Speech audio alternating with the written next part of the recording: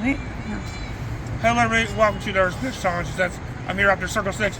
We never great young talent. You know, I'm always on the lookout for great young talent. I'm here, the Flamingo, Kody fucking Lane. How you doing, man? I'm good, man. How are you? Great. Is this your California debut? California debut. It's my first time here. How was it, man? It was awesome. I'm undefeated in California, young.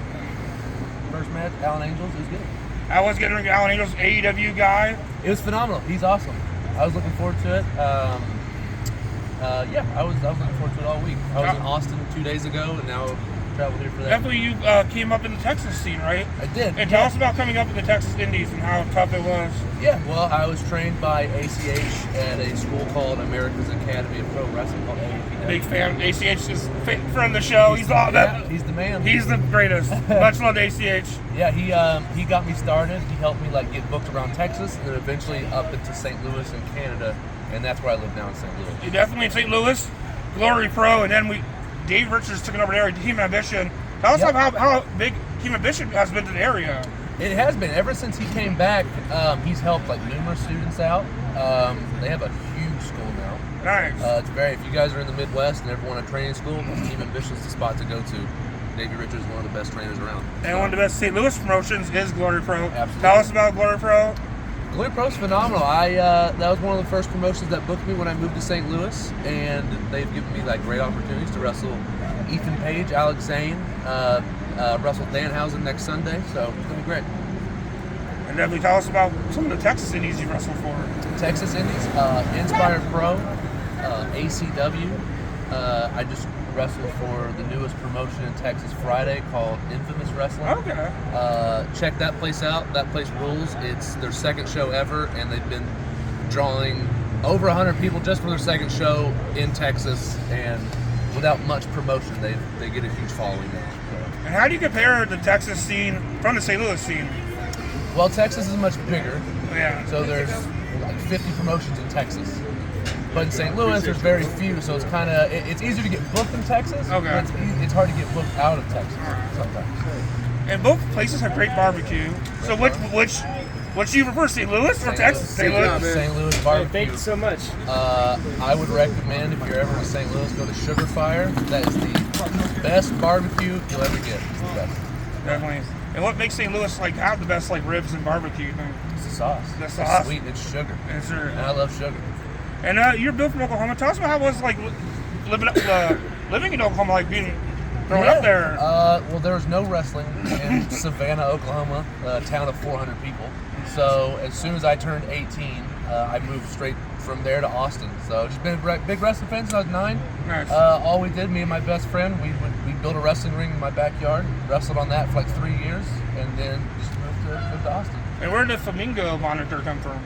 Well, came from me, but I was always afraid to show my personality at first.